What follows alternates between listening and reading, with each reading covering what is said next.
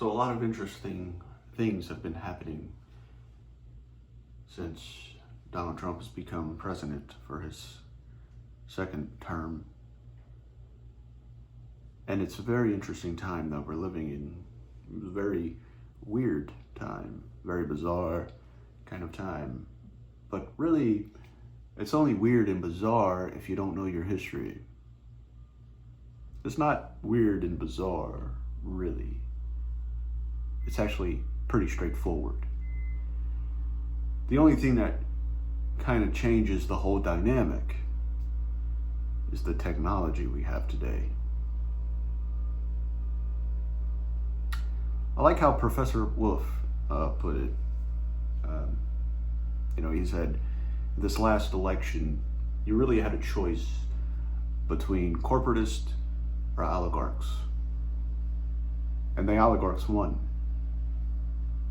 The Democrats, they represent the corporatists.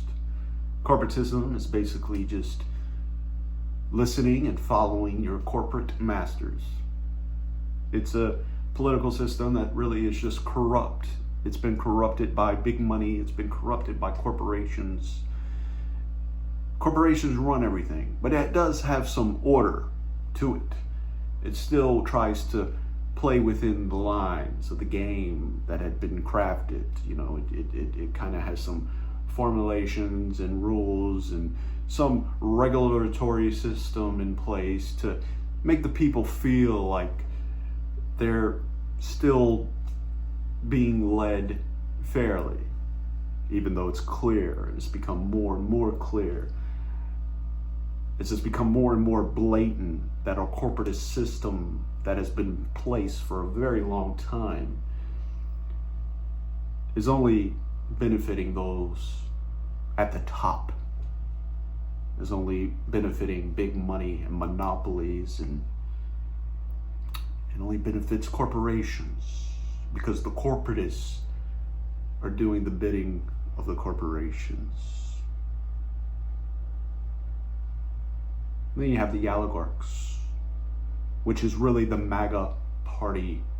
It's a party that's run by an elite few billionaires, Elon Musk, Donald Trump. And they really just run the country now like a company. And how do companies run in America? Well, you have a CEO. And what power does a CEO have in a company? He has all the power. He can hire who he wants. He can fire who he wants. He could decide what he pays you. He could decide the rules of the game, how he runs his company, whether or not he sells his company. It's all his decision. That's why we have unions. Unions were intended to counterbalance that.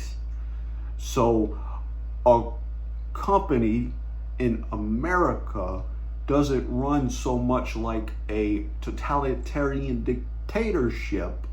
You have all these mini dictatorships going on. A union is supposed to counterbalance that to make it feel more democratic. Like the people who actually work for the company have some say. They have some power, some voice to voice their opinion, to get with the union, to get with the group and say, we need to protest this company because they're doing something wrong.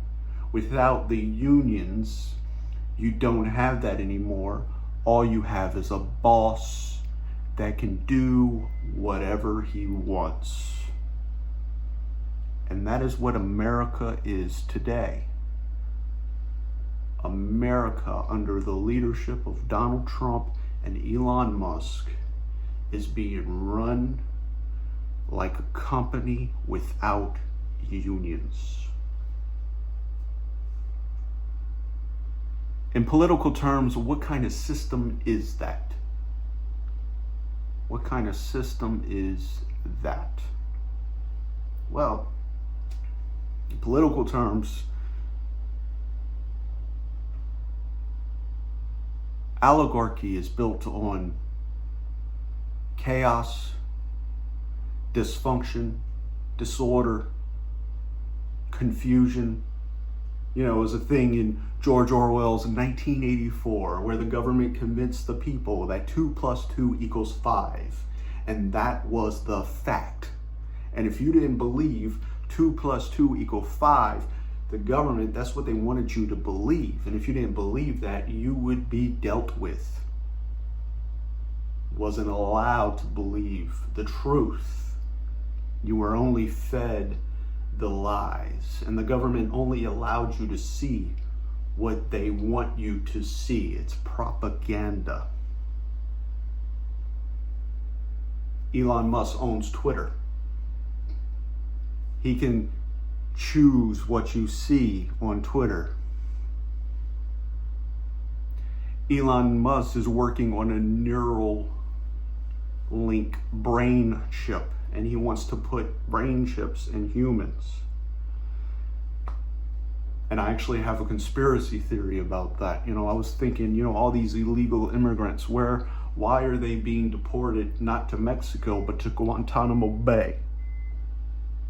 Guantanamo Bay is like a camp or a prison that is made for terrorists.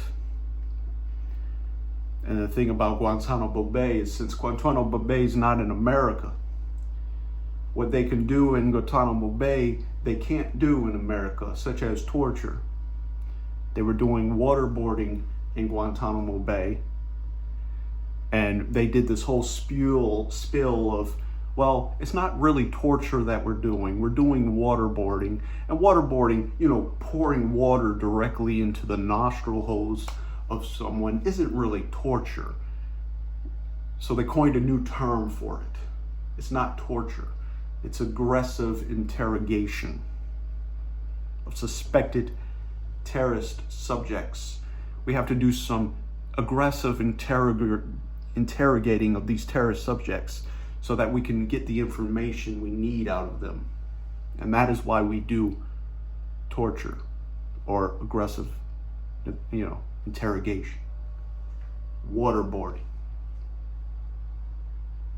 So why are illegal immigrants being deported to Guantanamo Bay?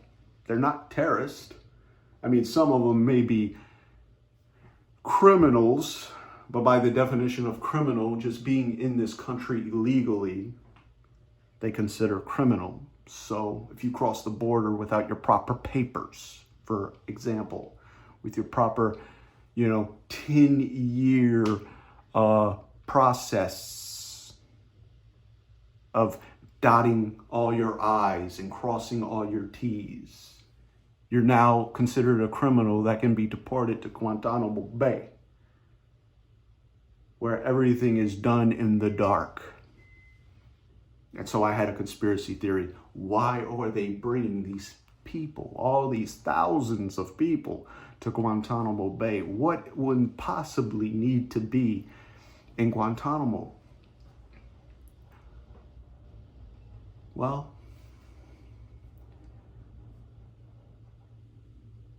Elon Musk has been testing his Neuralink brain chip on monkeys.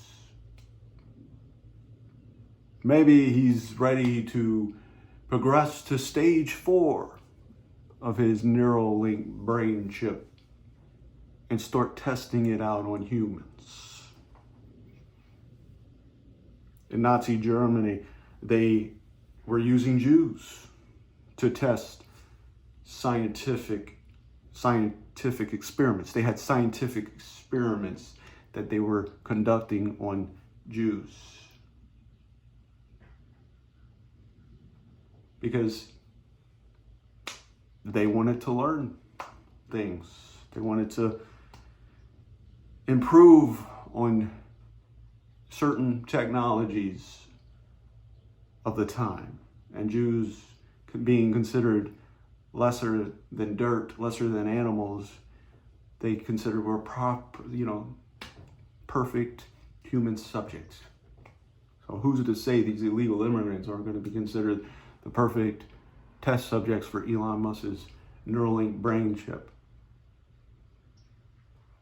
Especially since the whole idea behind the Neuralink brain chip is just, too tempting, too alluring to deny.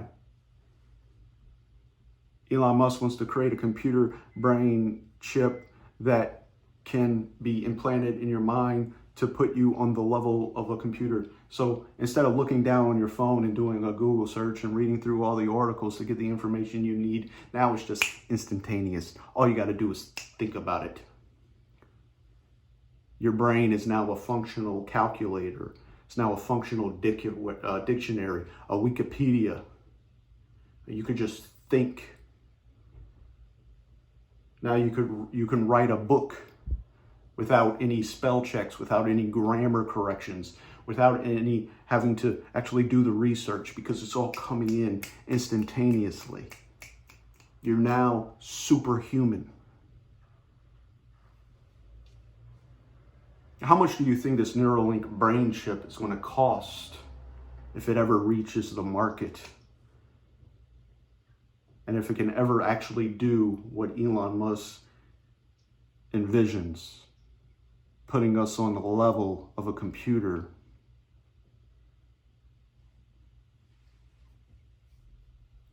Is it going to be cheap? Or in this allegorical system, will it just separate the haves from the have-nots even more?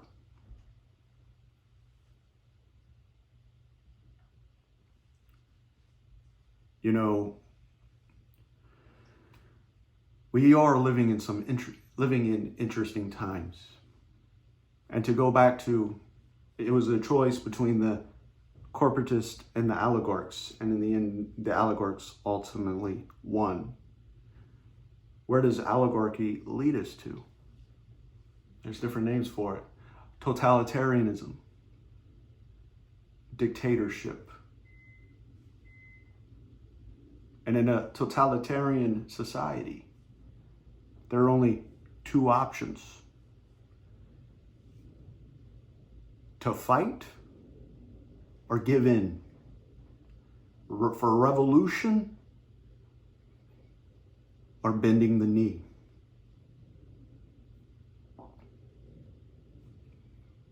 And in that kind of society, in order to fight back, requires something a lot more. It requires a certain kind of inner strength, courage, strength, intelligence that I don't know society has today. Some people say it requires a certain level of spirituality. You got to believe in something grander, higher than yourself. You have to believe something to hold on to, something to hope for. It's a guy, living in some totalitarian state, where he's seen the transition from a proper democracy, kind of civil society, to the transition. He transitioned, lived through the ages of seeing his country become a totalitarian state. And when the government got brave enough where they can stop doing things in the dark, they started doing things out in the open because they wanted the public to see and fear.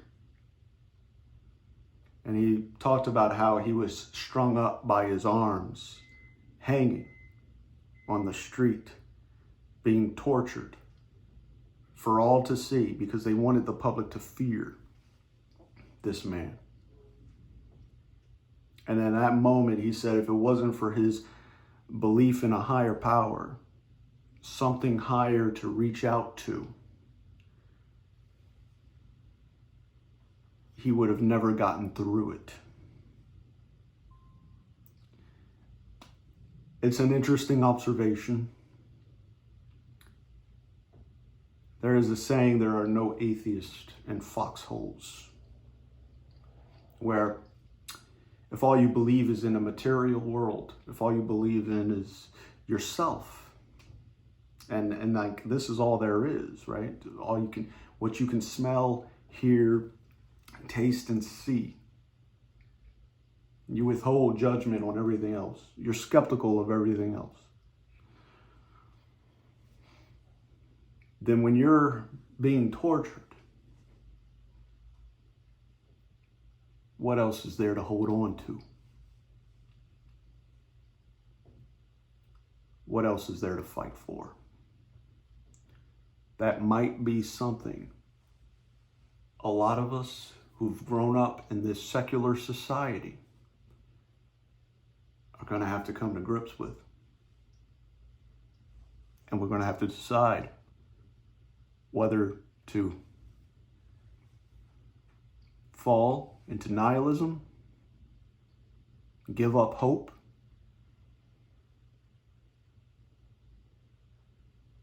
or if it's worth the fight.